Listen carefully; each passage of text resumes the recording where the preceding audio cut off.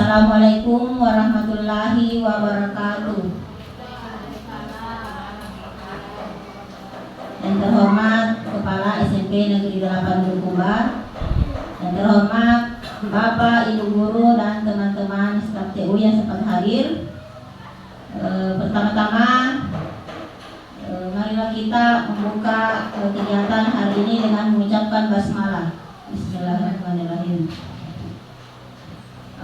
Pada siang hari ini saya akan memaparkan materi mengenai menyebarkan pemahaman dan penerapan budaya positif di SMP Negeri 8 Bulukumba. Saya Rosmaini, SPD CGP Angkatan 9, SMP Negeri 8 Kabupaten Bulukumba. Nah, sebelum kita memasuki materi, mungkin di benak Bapak Ibu Guru sudah ada tertanam mengenai apa itu budaya positif. Coba siapa tahu ada yang bisa memberikan tanggapannya atau pendapatnya mengenai apa itu budaya positif. Coba silakan Pak.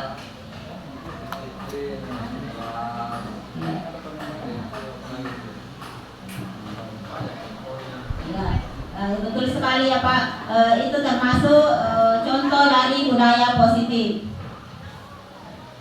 Nah, saya lihat ini agak kurang semangat. Kita beri semangat dulu. Sebentar kalau saya bilang SMP Negeri 8 Bulukumba, biasanya kita melanjutkan dengan kata apa? Betul sekali. Jadi sebentar coba diikuti kalau saya bilang SMP Negeri 8 Bulukumba. Tergerak, bergerak, menggerakkan. Coba kita mulai. SMP Negeri 8 Bulukumba. Bergerak, bergerak, menggerakkan. Terima kasih, tepuk tangan untuk kita semua. Sekarang kita masuk materi mengenai budaya positif. Nah, di sini tadi saya berdiri. Konsep inti budaya positif ada 8, termasuk konsep inti. Yang pertama yaitu mengenai perubahan paradigma belajar. Yang kedua, disiplin positif. Yang ketiga, nilai-nilai kebajikan. Yang keempat, kebutuhan dasar manusia. Selanjutnya, motivasi perilaku manusia. Posisi kontrol guru, keyakinan kelas, dan segitiga restitusi. Nah, ini dah konsep inti dari budaya positif. Nah, selanjutnya mengenai apa itu paradigma belajar. Nah, pembelajaran dengan paradigma baru. Sekarang kita termasuk dari beberapa sekolah, yaitu sekolah penggerak. Sekarang sudah di kurikulum Merdeka itu ada namanya pembelajaran berdiferensiasi. Mungkin Bapak Ibu sudah paham semua mengenai apa itu pembelajaran berdiferensiasi. Mungkin ada yang bisa berpendapat bagaimana itu pembelajaran yang berdiferensiasi?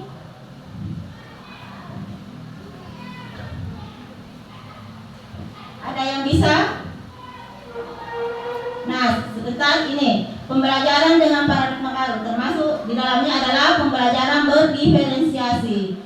Bahwa pembelajaran dengan paradigma baru merupakan pembelajaran yang dirancang berdasarkan prinsip pembelajaran berdiferensiasi, sehingga para peserta didik belajar sesuai kebutuhannya berdasarkan tahap perkembangan sesuai teori psikologi modern untuk mewujudkan profil pelajar Pancasila. Nah, inilah yang dimaksud dengan paradigma baru berdasarkan berdiferensiasi. Nah, di sini profil pelajar Pancasila ada berapa Bapak Ibu? Ada 6. Yang pertama, beriman dan bertakwa kepada Tuhan yang Maha Esa. Ya, yang kedua, bergotong royong atau bekerja sama. Lanjut, berkebinekaan global. Apalagi kreatif, bernalar kritis dan mandiri. Jadi inilah yang menjadi tolak ukur dari pembelajaran berdiferensiasi, yaitu profil pelajar Pancasila. Selanjutnya, nah ini juga miskonsepsi tentang teori kontrol. Nah dulu itu kita sebagai guru tidak bisa membedakan mengontrol diri kita bahwa kita ini sebagai penghukum atau sebagai teman bagi siswa. Nah sekarang ada namanya miskonsepsi tentang teori kontrol. Nah di dalamnya itu yaitu mengenai ilusi guru mengontrol murid, ilusi bahwa kritik dan membuat rasa bersalah mampu menguatkan karakter. Jadi dulu itu langsung dihukum anak-anak, tidak ditanyai kenapa begini, kenapa begini. Nah sekarang ada namanya segitiga restitusi. Sebentar kita akan bahas juga itu. Selanjutnya, ilusi bahwa semua penguatan positif, efektif, dan bermanfaat. Ilusi bahwa orang dewasa berhak memaksa. Itu miskonsepsi. Artinya dulu itu kita bahwa apa yang kita tanamkan ke anak itu kita merasa bahwa kita lah yang benar, anak-anak dianggap salah untuk sebuah kesalahan, tidak ditanya bagaimana alasannya. Nah ini ada paradigma stimulus respon ke pendekatan teori kontrol. Nah di sini ada stimulus respon dan teori kontrolnya seperti apa, bisa diperhatikan di atas, yaitu bahwa stimulus respon yaitu mengenai realitas kebutuhan kita sama. Nah teori kontrolnya realitas kebutuhan kita berbeda, artinya tidak semua apa yang kita rasakan itu sama, ada perbedaan. Terus stimulus respon, semua orang melihat hal yang sama. Nah yang sebenarnya setiap orang memiliki gambaran berbeda. Lanjut, kita mencoba mengubah orang agar berpandangan sama dengan kita. Itu maunya kita. Nah yang sebenarnya kita berusaha memahami pandangan orang lain tentang dunia. Nah selanjutnya, perilaku buruk dilihat sebagai suatu kesalahan, padahal tidak semua. Nah di sini semua perilaku memiliki tujuan, jadi ada tujuannya. Lanjut, orang lain bisa mengontrol saya, hanya Anda yang bisa mengontrol diri Anda. Kira-kira bagaimana maksudnya ini Bapak Ibu? Orang lain bisa mengontrol saya, dan yang sebenarnya adalah bahwa hanya kita sendiri yang bisa mengontrol diri kita sendiri. Sebagai contoh, misalnya saya menyuruh Anda, Bapak Ibu guru, misalnya harus memakai baju putih. Nah, kalau misalnya Bapak guru tidak mau, itu adalah bagaimana cara Bapak Ibu guru mengontrol diri Bapak Ibu guru. Bahwa tidak boleh ada orang lain yang memaksa kita. Hanya diri kita sendiri yang bisa mengontrol diri kita.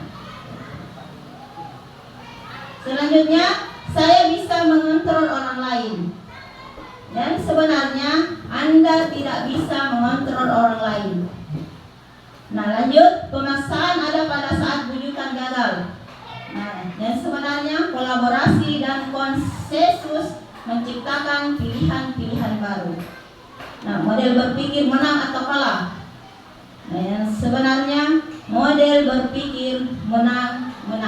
Jadi inilah paradigma stimulus respon melalui pendekatan teori kontrol. Jadi ada teorinya bahwa yang kita lakukan ini benar atau salah berdasarkan stimulus respon ini.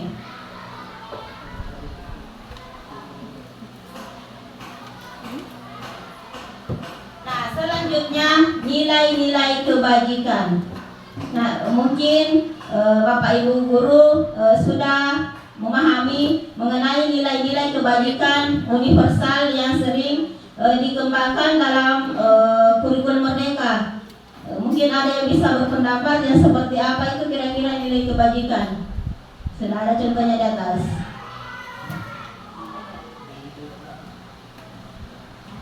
Nah ini contohnya di atas, nilai yang disepakati bersama, lepas dari suku, bangsa, agama, bahasa maupun latar belakangnya. Jadi itulah yang dimaksud dengan nilai-nilai kebajikan yang universal, yang menyeluruh. Nah terbagi atas 3 di sini, yaitu yang pertama profil pelajar Pancasila.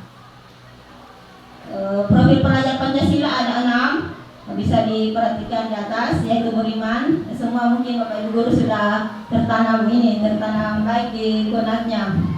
Terus ini ada namanya Ibo Primaries atau PYP. Nah ini mungkin baru tapi ini termasuk dalam nilai-nilai kebajikan. Yang pertama ada namanya toleransi, rasa hormat, integritas, mandiri, menghargai, antusias, empati, keingintahuan, kreativitas, kerjasama, percaya diri, dan komitmen. Jadi nilai-nilai ini harus ditanamkan oleh murid kita. Nah, cara menanamkannya, kita sebagai guru yang akan menyebarkan pemahaman ini. Jadi melalui materi ini mungkin sebentar kita bisa menyampaikan kepada murid-murid kita. Selanjutnya, nilai keterampilan hidup atau life skill. Dapat dipercaya, lurus hati, pendengarnya aktif, tidak merendahkan orang lain, dan memberikan yang terbaik bagi diri. Ya, jadi inilah nilai-nilai kebajikan yang harus kita tanamkan dalam diri kita, kemudian disebarkan kepada murid kita untuk menjadi murid yang berkarakter.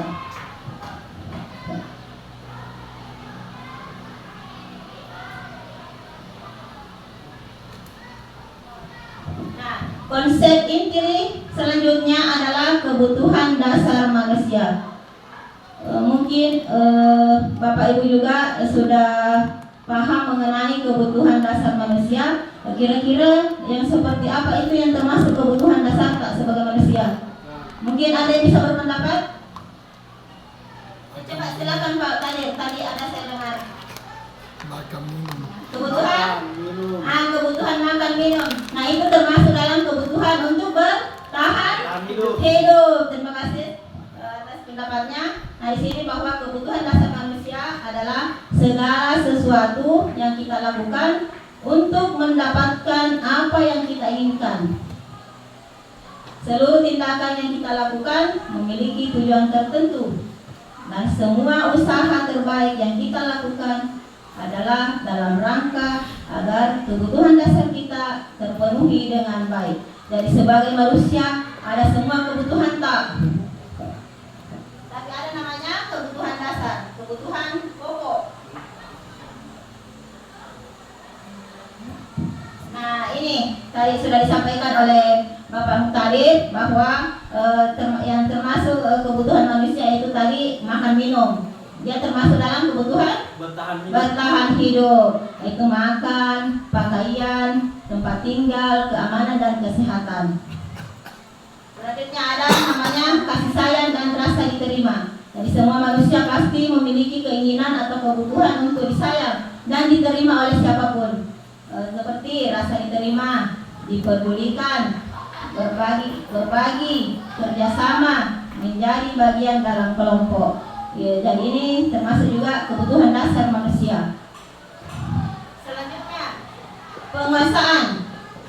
Penguasaan di sini maksudnya harga diri. Jadi ini juga termasuk dalam kebutuhan, yaitu menghargai diri sendiri, keinginan untuk dianggap, memimpin, berprestasi, diakui dan didengar. Ini termasuk dalam kebutuhan penguasaan. Selanjutnya kebutuhan kebebasan. Nah yang termasuk di sini mandiri, memiliki pilihan, mencoba hal baru, mampu mengendalikan arah dirinya. Nah ini termasuk kebebasan memilih. Jadi sekarang itu tidak boleh lagi dipaksa-paksa dalam itu pilihanmu. Jadi kita memiliki kebebasan diri. Nah selanjutnya kesenangan. Nah ini kesenangan dia termasuk dalam kebutuhan yang paling akhir. Jadi setelah kebutuhan dasar pertama bertahan hidup. Nah, kesenangan inilah yang menjadi kebutuhan akhir manusia, yaitu bermain, humor, antusiasme, dan tertawa. Jadi semua orang pasti butuh ini, bermain, humor, bercanda. Jadi tidak semua orang serius. Kadang ada orang yang suka bercanda, itu termasuk adalah kebutuhan.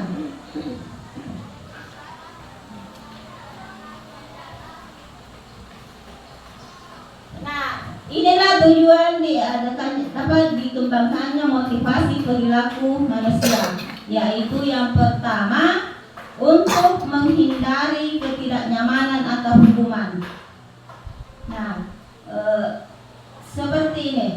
Semisalnya anak-anak disuruh memungut sampah, disuruh memungut sampah. Kira-kira anak ini akan merasa motivasi dalam dirinya untuk mengambil sampah itu motivasi dalam diri atau motivasi dari luar, Bapak Ibu? Dari luar. Pendapat? Dari luar. Ya, dari luar karena adanya perintah dari orang lain. Jadi itu termasuk motivasi ekstrinsik atau dari luar diri murid itu sendiri. Selanjutnya, untuk mendapatkan imbalan atau penghargaan dari orang lain. Jadi semisal anak diberikan penghargaan ketika paling selesai mengerjakan tugas, ini termasuk motivasi ekstrinsik. Karena adanya penghargaan, akhirnya dia memiliki motivasi hanya untuk mendapatkan penghargaan itu, bukan dari dalam dirinya. Hanya karena ada dorongan bahwa jika kamu jika kamu cepat menyelesaikan tugas ini, ibu akan memberi bintang atau reward untuk kamu. Itu adalah termasuk sebenarnya adalah hukuman bagi anak, karena anak tidak ada motivasinya dari dalam. Tapi karena adanya penghargaan itu sendiri, makanya anak merasa termotivasi untuk cepat menyelesaikan tugasnya. Nah, yang mana dikatakan motivasi intrinsik, yaitu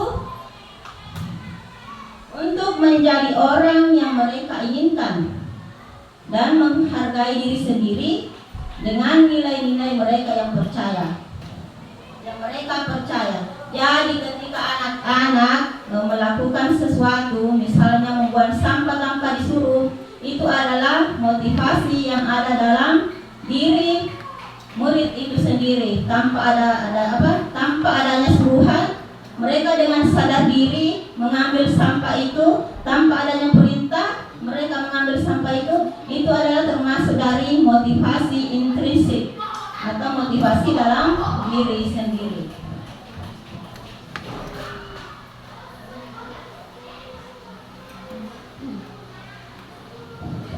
Tapi ini ada kolom atau yang bisa membedakan mana yang termasuk hukuman, mana konsekuensi, dan mana restitusi.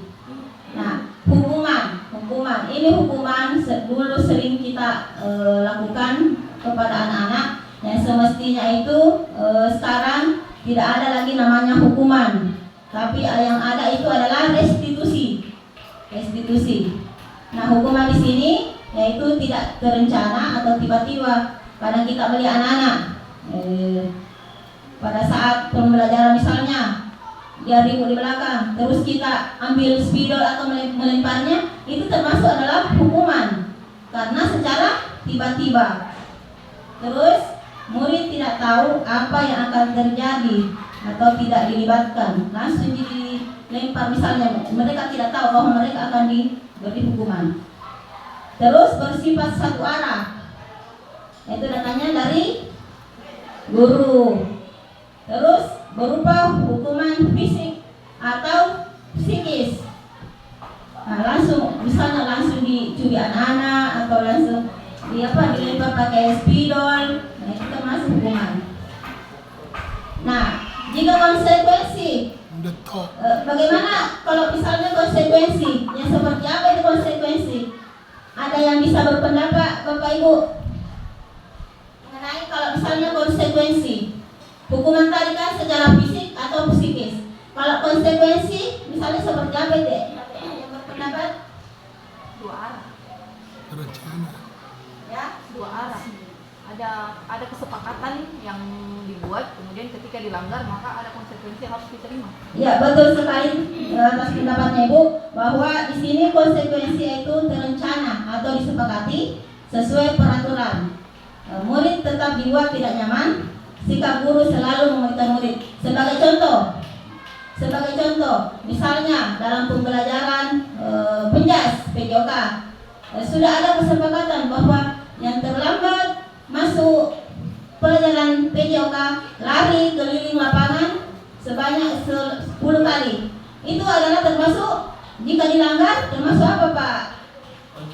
Nah, konsekuensi karena sudah ditentukan sebelumnya bahwa yang terlambat masuk pelajaran PJOK akan diberi sanksi lari 10 kali. Nah, itu termasuk konsekuensi. Sebentar ada juga penjelasannya. Nah, selanjutnya yang ketiga yaitu restitusi. Nah, inilah yang sebenarnya sebagai guru di kurikulum Merdeka, inilah yang sebenarnya yang kita dituntut untuk menerapkan ini, yaitu sebagai proses menciptakan kondisi bagi murid untuk memperbaiki kesalahan. Proses kolaborasi yang mengajarkan murid untuk mencari solusi sendiri. Jadi anak-anak tidak langsung di-justice, kamu salah, tidak. Jadi ada namanya validasi tindakan, ada namanya menstabilkan identitas. Apalagi satu itu Bu, menanyakan keyakinan. Ada tiga restitusi untuk penerapan segitiga restitusi untuk anak-anak. Jadi kita tidak boleh lagi menjadi penghukum sebenarnya. Kita menjadi bisa menjadi teman, bisa menjadi manajer bagi anak-anak.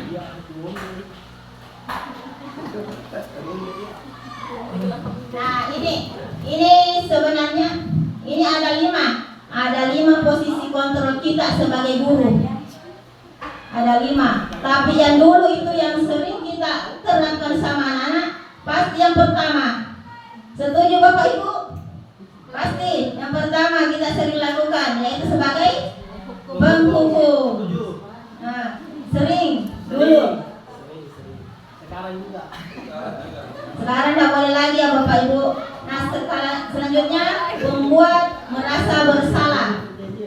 Membuat merasa bersalah posisi guru. Terus sebagai teman, sebagai pemantau, dan sebagai manajer.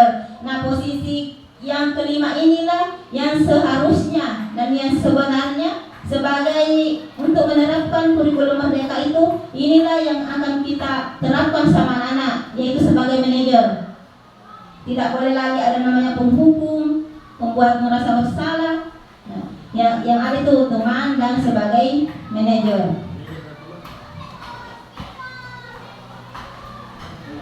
Nah, ini contoh kasus. Ini saya ambil contoh kasus, contoh penerapan 5 posisi kontrol guru. Kasus.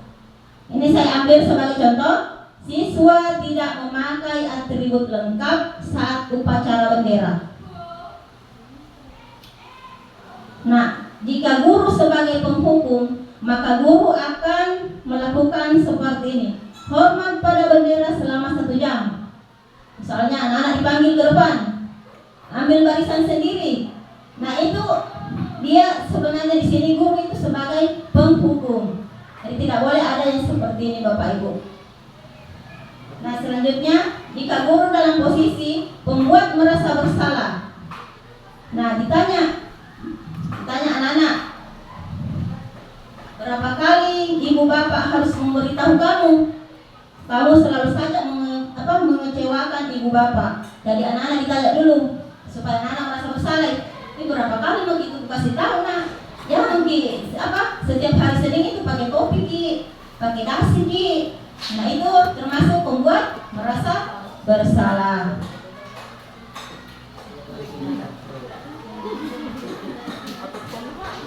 Nah, sebagai teman. Nah, posisi posisi guru sebagai teman. Nah, tadi masih kasus yang sama. Ayo dong, ikuti aturan sekolah. Tolong bantu Bapak Ibu ya. Sekali ini ya sudah, tidak apa-apa. Lain kali jangan sampai berbuat seperti ini lagi. Jadi dianggap itu teman anak. Bilang, ini berapa kali begitu ini? Capek masih dikasih tahu Ki. Seperti ini ya, sebagai posisi teman. Selanjutnya sebagai pemantau. Nah, di sini sebagai pemantau. Kamu sudah melanggar aturan sekolah. Kamu tahu konsekuensinya? Setelah upacara, kamu beli atributnya ke koperasi dan jangan diulang lagi. Ini posisi guru sebagai pemantau. Nah, terus posisi yang terakhir yaitu posisi manajer.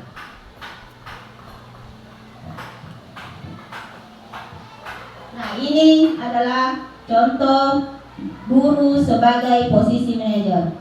Ditanya anak-anak, apakah kamu tahu kesalahanmu? Dipanggil anak-anak maju ke depan atau maju, dipanggil berdua. Apa kamu tahu kesalahanmu? Kira-kira bagaimana kamu memperbaiki kesalahanmu? Jadi anak-anak ditanya, dikasih distabilkan identitasnya, terus validasi tindakan salah dan menanyakan keyakinannya. Di sini juga ditanyakan bagaimana cara anak itu memperbaiki apa yang telah dia perbuat atau memperbaiki kesalahan yang telah mereka perbuat.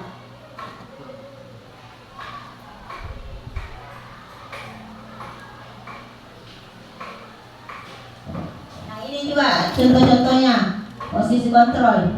Kamu tidak pernah mendapat nilai jika tidak mengerjakan tugas. Kira-kira ini Bu, posisi kontrol seperti apakah Bapak Ibu guru di atas ini? Kalau ini kalimatnya, kamu tidak pernah mendapat nilai jika tidak mengerjakan tugas. Kira-kira Bapak Ibu ada yang berpendapat? Sebagai apa dia? Sebagai penghukum atau apa ini? Pemantau Bapak Ibu? Ya, dia betul sekali, dia sebagai penghukum. Karena jika tidak mengerjakan tugas tidak dapat nilai. Bukan lagi konsekuensi ya. Nah, kalau posisi kontrolnya seperti ini, ayolah lakukan demi Bapak Ibu ya. Ya, kira-kira sebagai betul sekali, sebagai teman. Nah, kalau posisi kontrol seperti ini, apa rencanamu untuk menyelesaikan masalah ini? Pemantau ya kira-kira. Apa rencanamu untuk menyelesaikan masalah ini? Sebagai manajer. Nah, kalau ini kamu tidak pernah benar melakukannya, drastis. Ya, membuat rasa bersalah. Langsung di justice anak-anak. Nah, seperti ini lagi masih ada posisi kontrol. Seperti apakah aku? Saya kecewa sekali denganmu.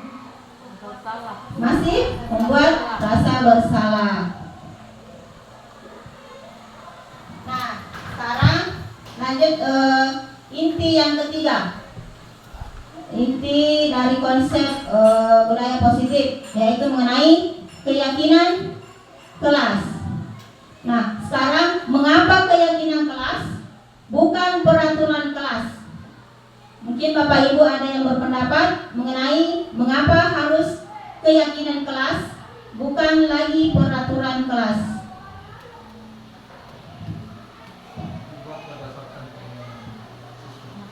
Ya, coba Pak. Kalau peraturan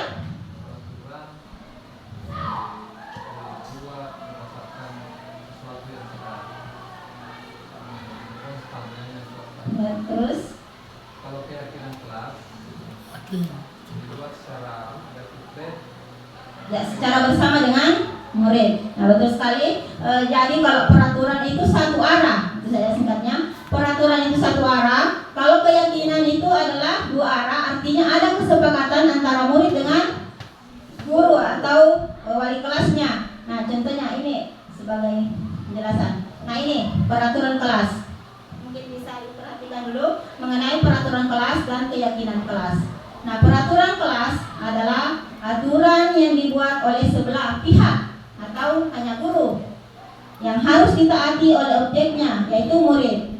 Nah, peraturan kelas biasanya terbit tanpa persetujuan pihak objek yang harus melaksanakannya. Jadi langsung kita buat sendiri, ditempel di kelas. Inilah peraturan kelas yang harus ditaati oleh murid. Nah, kalau keyakinan kelas adalah persetujuan yang dibuat bersama antara guru dan murid. Selanjutnya akan ditaati bersama. Posisi murid bukan lagi objek, tetapi subjek. Nah, keyakinan kelas dibuat oleh murid, dilaksanakan oleh murid, dan untuk menanamkan kebajikan murid.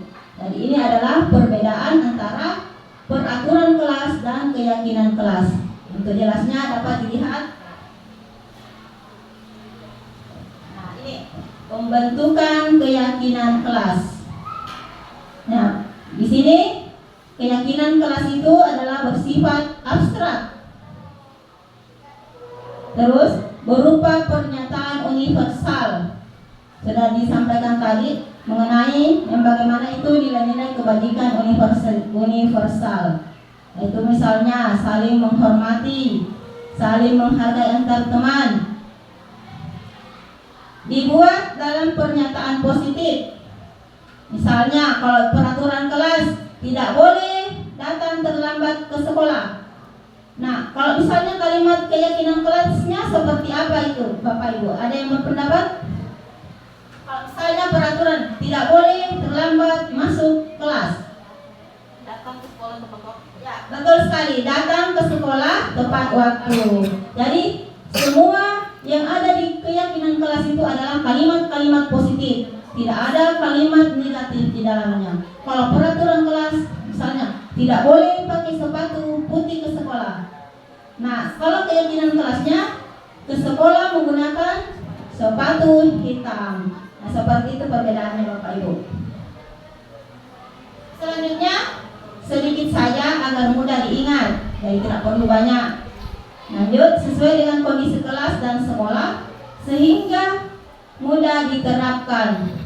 Kalau dulu tata tertib panjang sekali, panjang lebar ke bawah. Sekarang keyakinan kelas tidak seperti itu lagi.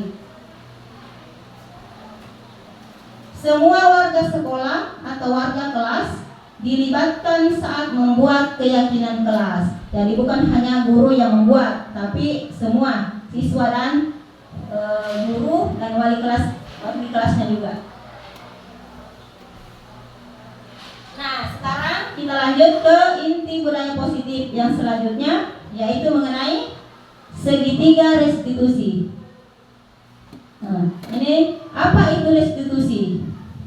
Jadi bisa diperhatikan di atas bahwa restitusi adalah proses menciptakan kondisi bagi murid untuk memperbaiki kesalahan mereka, sehingga mereka bisa kembali pada kelompok mereka dengan karakter yang lebih kuat. Restitusi juga merupakan proses kolaboratif yang mengajarkan murid untuk mencari solusi untuk masalah mereka dan membantu murid berpikir tentang orang seperti apa yang mereka ingin menjadi tujuan mulia dan bagaimana mereka harus memperlakukan orang lain. Jadi ini adalah pengertian dari restitusi, yaitu memperbaiki kesalahan mereka dan mencoba mereka sendiri yang memperbaiki kesalahannya, bukan kita, tapi mereka sendiri.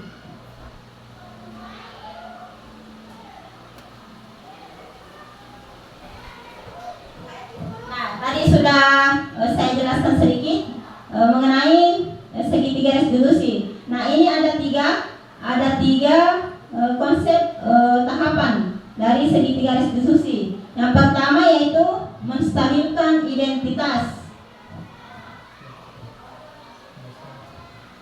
Yang kedua, validasi tindakan yang salah. Yang ketiga, menanyakan keyakinan kelas. Apa menanyakan keyakinan? Nah, apa itu yaitu menstabilkan identitas. Nah, berdasarkan prinsip membuat kesalahan adalah bagian dari proses pembelajaran. Nah, ini kalimat-kalimat yang bisa kita berikan atau sampaikan ke anak-anak ketika kita menstabilkan identitasnya ketika mereka melakukan sebuah kesalahan. Ini contohnya. Nah, berbuat salah itu wajar. Tidak ada manusia yang sempurna. Ibu bapak juga pernah melakukan itu. Ibu bapak di sini tidak mau mencari siapa yang salah, tapi ibu ingin mencari solusi dari permasalahan ini. Terus kamu berhak merasa begitu. Jadi inilah kalimat-kalimat yang akan kita sampaikan ke anak murid ketika mereka melakukan sebuah kesalahan. Kita stabilkan dulu identitasnya.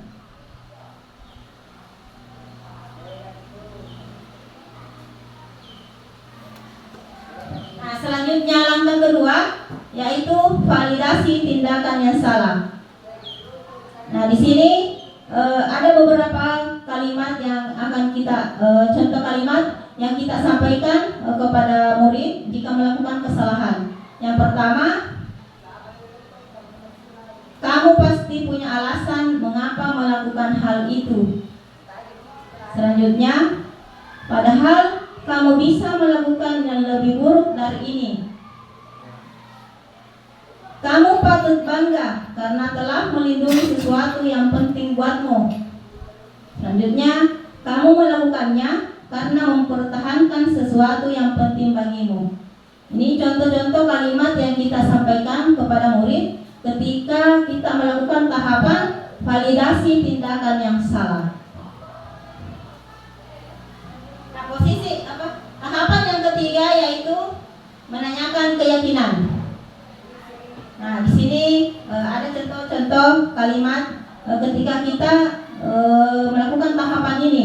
Yang pertama, apa keyakinan kelas kita? Dan kita tanya kembali, apa keyakinan kelas kita? Nilai-nilai apa yang telah disepakati bersama?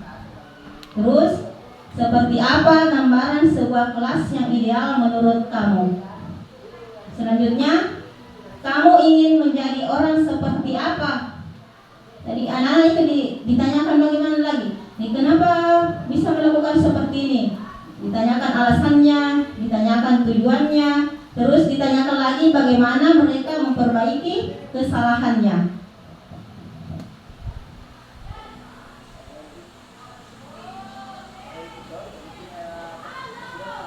Nah, di sini ada sedikit kuis. Bagaimana perbedaan antara hukuman dan konsekuensi.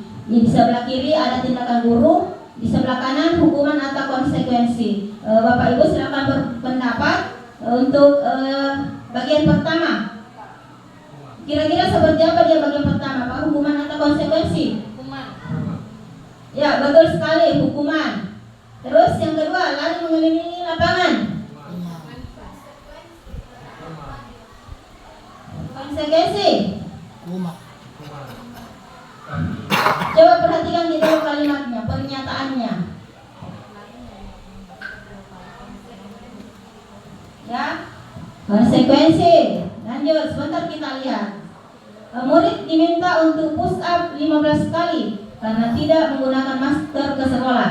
Hukuman. Sebentar kita lihat. Menggantikan kertas tugas teman yang telah dicoret-coret. Konsekuensi.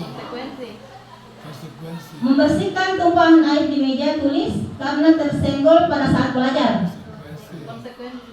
Murid disuruh untuk mengenakan sepatu seharian di sekolah karena tidak mengenakan sepatu hitam. Silakan berpendapat, Bapak Ibu. Sebentar kita lihat jawabannya. Lari mengelilingi lapangan basket 2 kali karena terlambat 10 menit untuk pelajaran PJOK. Nah, sekarang kita lihat, kita cocokkan jawaban Bapak Ibu guru dengan jawaban yang saya dapatkan di LMS. Sama tidak? Hukuman. Hukuman. Nah, tadi ini ada yang menjawab konsekuensi yang kedua. Hukuman. Hukuman. Konsekuensi. Menggantikan kertas. Membersihkan. Konsekuensi. Murid disuruh untuk mengenakan sepatu. Hukuman. Dan terakhir adalah konsekuensi. Jadi inilah beberapa contoh Bu, Bapak Ibu, antara perbedaan antara hukuman dan konsekuensi. Jangan sampai kita memberikan hukuman anak-anak padahal yang seharusnya hanya konsekuensi.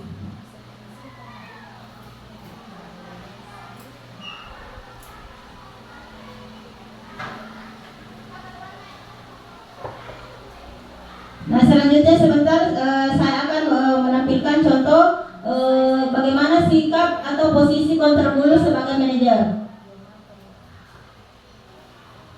Nah, di sini saya pernah melakukan praktek segitiga restitusi sebagai manajer.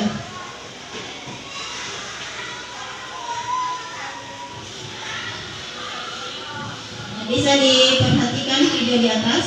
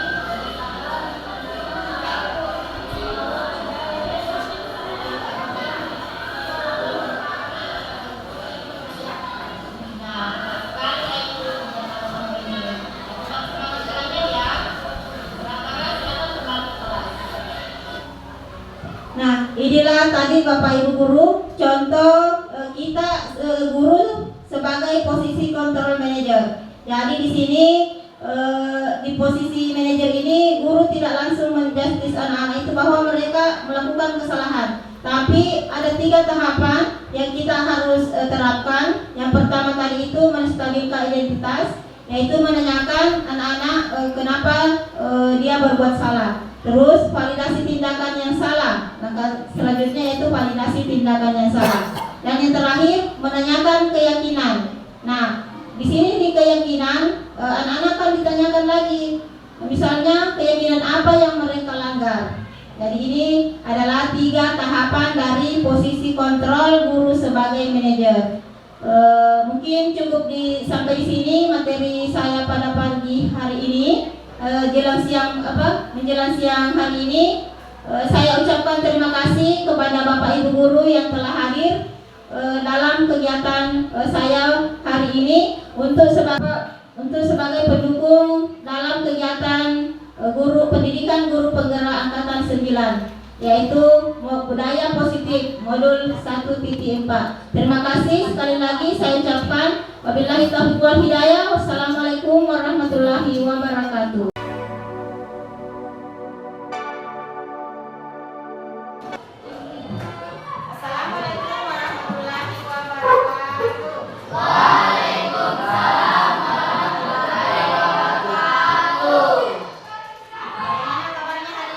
Baik.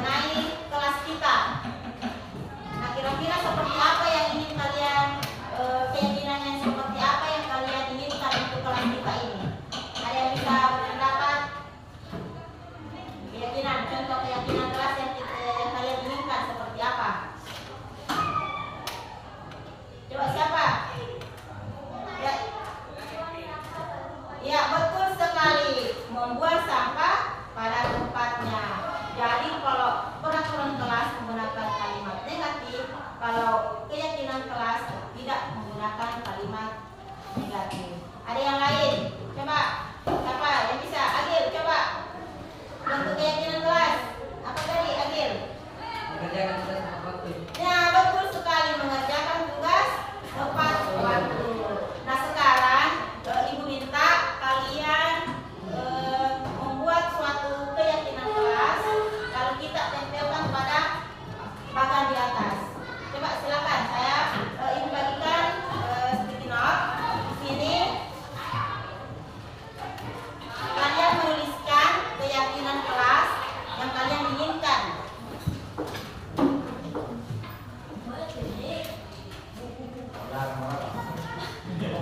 Ya, kalau dilarang merokok itu termasuk apa? Keyakinan atau apa? Peraturan. Nah, peraturan ya.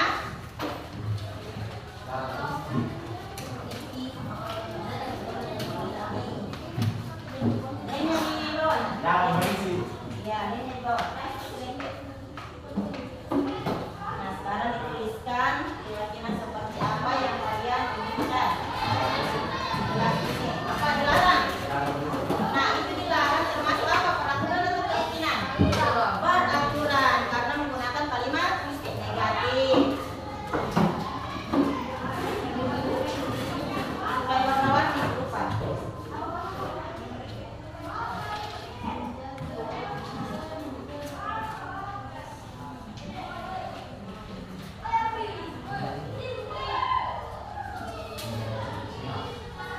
Ya, menjaga kebersihan. Apalagi?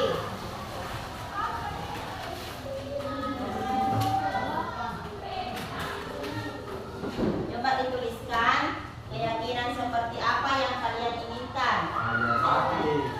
Ya, ya berpakaian rapi. Nah, bagus. Yang lain ada sebanyak ya. Kalau Ibu mengatakan makan di kelas, boleh tidak? Nah, contoh kalimat keyakinannya seperti apa? Apa tadi? Adi tadi, kalau makan minum, boleh tidak? Kalimat positifnya Adi tadi apa? Nah, betul sekali, yaitu makan minum pada saat jam istirahat. Itu termasuk keyakinan. Kalau Nisha, keyakinan seperti apa yang Nisha mau untuk kelas kita? Ya betul, menjaga kebersihan kelas dan sekolah. Kalau Putra, keyakinan kelas seperti apa yang inginkan di kelas kita? Kalau Putra, apa maunya Putra untuk kelas kita? Seperti apa? Coba berpendapat Putra. Kira-kira apa mau tahu untuk kelas kita? Apa? Selain menjaga kebersihan, apa lagi? Tadi Adil mengatakan mengerjakan tugas tepat waktu. Apa lagi?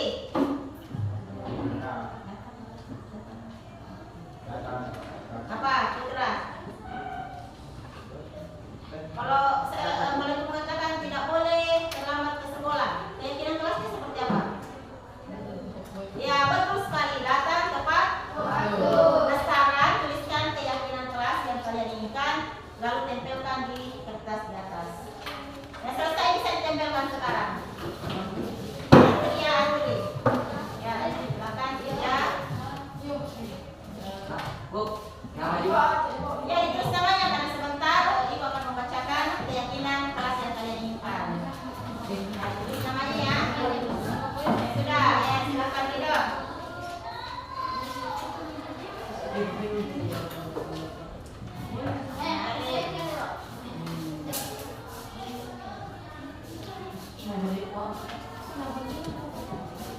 Jadi kalian harus tahu bedakan antara peraturan kelas dengan manajemen kelas. Yang selesai boleh sama yang jelas itu adalah bentuk dari keyakinan kelas.